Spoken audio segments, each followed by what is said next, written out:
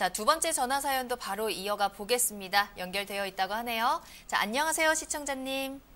네, 안녕하세요. 네, 안녕하세요. 반갑습니다. 자, 어떤 고민이 있으셔서 전화 주셨을까요?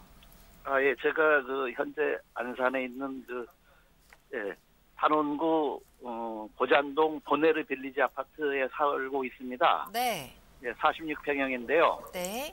3년 후에 송산 그린시티에 단독주택으로 이사를 하려고요. 네. 그런데 문제는 지금 사는 이 보네르 빌리지 아파트 가격이 조금 떨어지는 것 같아서 지금 매도하는 게 좋을지 아니면 나중에 3년 후에 해야 좋을지 궁금해서 전화드렸어요. 알겠습니다. 자, 현재 안산시 단원구에 아파트를 보유하고 계시고요. 3, 4년 뒤에 이제 화성시, 송산 신도시 쪽으로 이사를 가시는데요. 내가 지금 보유하고 있는 아파트 매도 시기를 좀 알고 싶으시다고 합니다. 소장님과 이야기 나눠보세요. 예, 안녕하십니까? 예, 안녕하세요. 예, 예, 일단 송산 그린시티에 이제 그쪽 분양을 받으셨으니까 예, 이제 그쪽에 이제 집을 지으셔야 되는 거죠. 예, 예. 예, 그러니까 이제 잔금 지급하면 이제 3년에서 5년, 4년 사이에 이제 집을 예, 예. 짓게끔 되어져 있는데 이제 어떤 텀은 있으니까 그 기간은 있으니까 좀 여유가 좀 있으신 겁니다. 예, 예. 현재 요 아파트 같은 경우는 이제 좀 가지고 계시는 게 지금 현재 가격은 전체적으로 좀 가격이 좀 떨어져 있는 상태이기 때문에 지금 요 아파트만 떨어졌다 이렇게 좀 표현할 수가 없고 전체적인 분위기가 그렇다라고 말씀을 좀 드릴 수가 있을 것 같고요.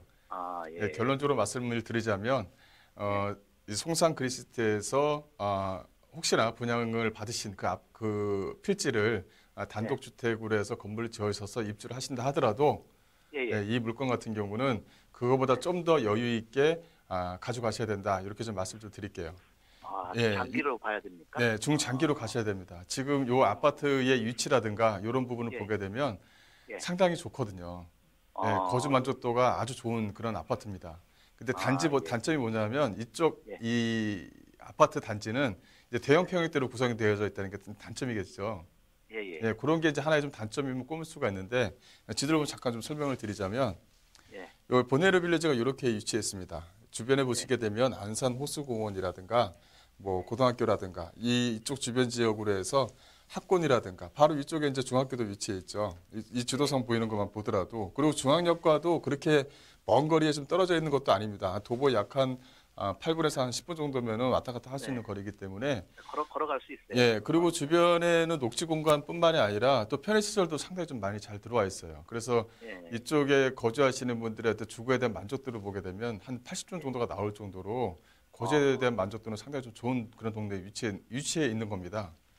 근데 여기 같은 경우도 또 이제 대형 평형대로 구성되어져 있는 아파트들이 주로 평균적으로 좀 이루어져 있다 보니까 이제 수요층들이 얇다라는 게 하나의 좀 단점이겠죠. 수요층이 얇다라는 것이 하나의 좀 단점이다라는 것은 그 수요층의 어떤 그 단점을 보완할 수 있는 호재거리가 이제 있느냐 이제 이런 게 좀 중요한 것 같아요. 아마 아실런지는 모르겠지만 이 한양대 그 대학교가 위치해 있죠. 그 중앙역이 위치해 있죠. 이쪽으로 해서 이제 신안선선 라인이 이제 시작이 되는 겁니다. 이 신안선선이요? 예, 신안선선 라인이 지나가게 되는데 보시게 되면 이쪽에 양지 사거리라든가 이 호수공원 쪽 이쪽 사거리라든가 이런 쪽에 위치해 있는데 일단은 한양대학교 입구 초입에서부터 시작이 된다라는 것이 가장 좀 중요할 것 같고요. 이 신안선선의 좀 특징이 하나가 있어요. 이 신안선선을 좀 말씀을 드리자면 이 신안선선이라는 것은 이 서해선과 연결이 됩니다. 이 서해선과 연결되면 이 충청남도하고도 연결이 되거든요. 이게 무슨 말이냐면은 지방에 거주하시는 직장인 수요층들을 서울로 끌어올릴 수 있다는 거예요. 예, 또 하나는 뭐냐면 신안선선이 일반 지하철처럼 40km, 뭐 30km 이렇게 움직이는 게 아닙니다. 현재 좀 지하철 1호선 같은 경우는 평균 속도가 약 한 40km 정도 수준인데 이거 같은 경우는 신안선선 같은 경우는 급행하고 일반이 좀 섞여져 있고 급행을 이용하게 되면 약간 100km 이상을 달리면서 지하 약간 50m에서 직선도로로 달리는 그런 지하철입니다. 속도가 상당히 빠른 그런 지하철이기 때문에 거기에 대한 파급 효과가 상당히 크다. 그래서 앞서 말씀드린 것처럼 이 신안선선이 들어가는 길목들은 항상 주시를 하시고 지켜봐야 된다는 겁니다.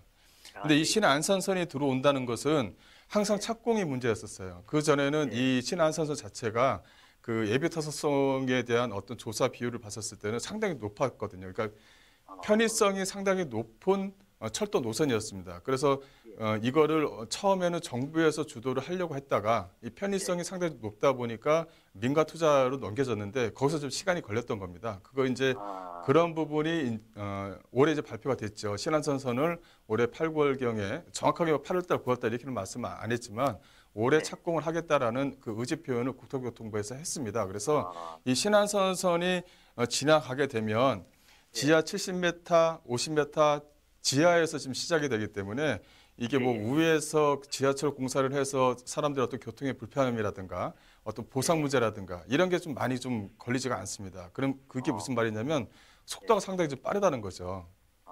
그래서 현재 이런 부분에는 현재 지금 2023년 정도를 개통 시기로 봤었는데 한 1, 2년 정도를 좀 늦춰질 수가 있을 것 같아요. 그 1, 2년 정도 늦춰지게 되면 한 2024년에서 2025년 정도가 되겠고 이런 지역들, 소위 말하면 아직까지 저평가되어져 있는 이런 지역들은 어떤 의미가 있냐면 착공을 했었을 때 또 공사가 진행됐었을 때가 가격이 올라갑니다. 마지막으로 뭐냐면 착 개통이 되고 한 1, 2년 정도가 지나가게 되면 이 저평가된 지역들을 해서 저평가된 지역들이 먼저 우선 순위를 해서 수요층들이 만들어지기 때문에 그 후에 매도 시기를 잡아도 충분하다라고 말씀을 좀 드릴 수가 있을 것 같고요.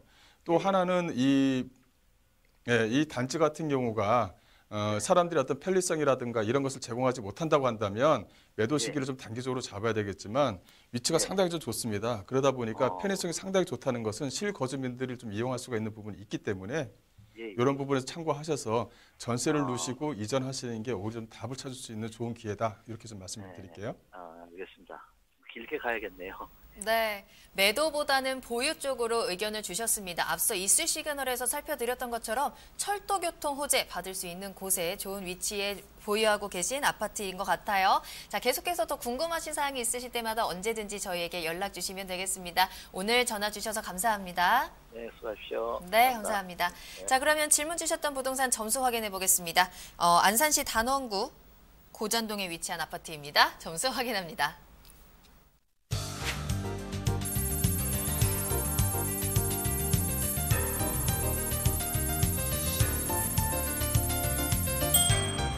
입지 점수 4점, 호재 점수 4점, 가격 점수 3점입니다. 소장님, 이렇게 점수 주신 이유는요?